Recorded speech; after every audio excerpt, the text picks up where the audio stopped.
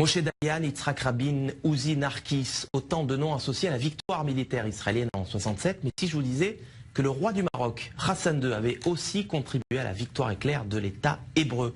Info, Intox, Johanna Binder, bonsoir. Bonsoir. Alors, est-ce que Israël a effectivement gagné cette guerre de 67 grâce à l'aide du Maroc? Eh bien, sans le Maroc, Israël n'aurait peut-être pas gagné la guerre des 6 jours. Alors, tout commence en 1965, on est 2 ans avant que débute la guerre des 6 jours. Les grands leaders du monde arabe se retrouvent à Casablanca. C'est le 3e grand sommet de la Ligue arabe. Alors, vous vous en doutez, le Mossad ne fait pas partie de la liste officielle des invités, mais il est là et il va recueillir des informations cruciales. Il y a un protagoniste, c'est Nasser, le président égyptien, le leader de la coalition arabe. Alors dans quel état d'esprit est-il à la veille de cette conférence? Il déclare à Assouan en février: l'année 1965 est la plus dangereuse des années de la lutte arabe. Israël prétend que les Arabes s'apprêtent à perpétrer une agression. Cela signifie qu'Israël a l'intention de nous attaquer. Nous devons donc être prêts à riposter. En septembre, donc quelques mois après, a lieu ce sommet de la plus haute importance. À l'ordre du jour, l'état des forces armées des pays de la Ligue arabe, avec cette question: sont-ils prêts à faire la guerre contre Israël?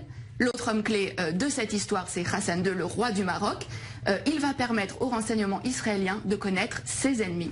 Et c'est à ce moment-là que le Mossad va donc entrer en action. Oui, absolument. Le Mossad va donc préparer cette opération en amont de la conférence. Plusieurs jours avant, une équipe du Shin Bet et du Mossad, il s'appelle à Tsiporim, donc les oiseaux, vont occuper le dernier étage du très luxueux hôtel à Casablanca où sont attendus les dirigeants arabes et où va aussi avoir lieu la conférence.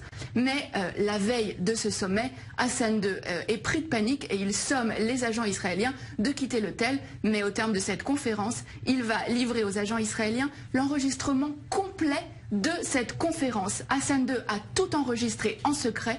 Il n'a pas confiance dans les invités de la Ligue arabe. C'est à peine croyable. Mais qu'est-ce que les Israéliens vont bien pouvoir découvrir sur ces cassettes? Alors, les enregistrements vont révéler qu'il est question de créer un commandement arabe unifié pour mener les hostilités contre Israël. Et le point crucial, c'est que les rangs arabes sont profondément divisés. On va pouvoir entendre des échanges extrêmement vifs entre Hussein de Jordanie, mais aussi Nasser. Et alors, ce qui est vraiment important, c'est que les nations arabes vont vraiment révéler leurs faiblesses. Elles ne sont absolument pas préparées pour une guerre contre Israël. Et c'est vraiment sur la base de ces informations-là que Tsahal va lancer les premières opérations de la guerre des 6 jours en 67. Alors voilà un dirigeant arabe sunnite qui est censé être solidaire de ses homologues arabes. Pourquoi Hassan II a-t-il fait ce choix? Qu'est-ce qui l'a motivé? Alors, ce qu'il faut savoir, c'est qu'avant déjà ce sommet, le Maroc et Israël entretenaient déjà des relations stratégiques. Hassan II avait accepté que des juifs marocains émigrent vers Israël, en échange de quoi Israël fournissait une aide logistique au Maroc, notamment en formant ses militaires.